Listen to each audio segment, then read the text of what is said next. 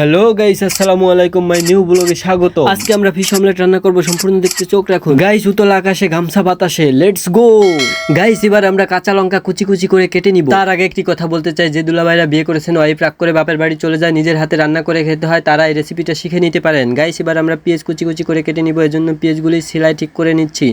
So guys, এবার আমরা পেঁয়াজগুলি কুচি কুচি করে কেটে রাখবো, কারণ এটি ফিশ অমলেটের স্বাদ আরো দ্বিগুণ করে তুলবে। গাইস, তোমরা যারা আনম্যারিড আছো, তোমাদেরকেও বলে রাখি, রেসিপিটা শিখে নাও, ভবিষ্যতে কাজে লাগবে, কারণ শেখার কোনো বয়স নেই, বোঝার কোনো শেষ নেই। গাইস, এবার আমরা আলু কেটে রাখবো। তো গাইস, আমি নতুন রেস্টুরেন্ট খুলেছি, সেখানে এই রান্নাগুলি হবে, সেখানে রাঁধুনি আমি নিজেই। তো আলুগুলি কাটার পরে ফিশ ফ্রাইসের মেইন সাবজেক্ট ফিশগুলোকে কেচে নিব। এ আবার কোত্থেকে আসলো? হু আর ইউ ম্যান? হেই চাইন দে চা। গাইস, ফিশগুলি মাটির যে কোনো বাসনে সুন্দর করে কেচে নিবেন। এই মনুর মনে পরানে চাইছে, এখন দাঁড়ায় আছে। তো গাইস, ফিশগুলি কাচার পরে আমি যে আলুগুলি কেটে রাখছিলাম, এগুলি পর্যাপ্ত পানি দিয়ে কমপক্ষে 3 থেকে 4 বার ধুয়ে নিতে হবে সুন্দরভাবে। এবার আমি পরিমাণ মতো হলুদ এবং পরিমাণ মতো লবণ দিয়ে আলু এবং মাছগুলি সুন্দর করে মিক্স করে নিব। তো গাইস, এবার রেসিপির মেইন কাজ শুরু।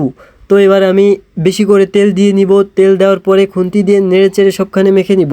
তো তেল গরম হওয়ার কিছুক্ষণ পরে আমি ফিশগুলি দিব। এবার ফিশগুলি একে একে কড়াইতে দিয়ে সুন্দর করে ফ্রাই করে নিব।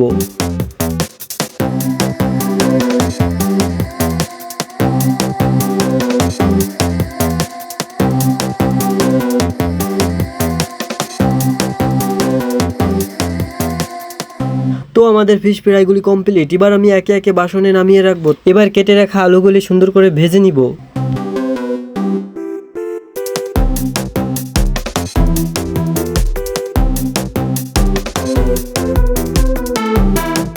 গাইস, আলু ভাজা কমপ্লিট। এবার আলুগুলি আমি একটি বাসনে নামিয়ে রাখবো।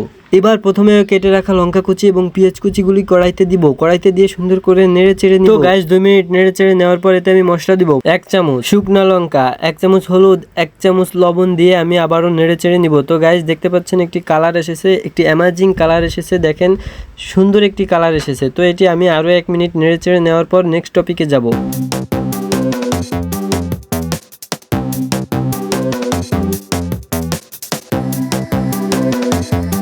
ফাইনালি সুন্দর একটি কালার এসেছে। এবার আমি পরিমাণ মতো পানি দিয়ে নিব। তো এটা পর্যাপ্ত গরম হওয়ার পর মাছ এবং আলু দিয়ে 7 থেকে 10 মিনিট ঢেকে রাখবো।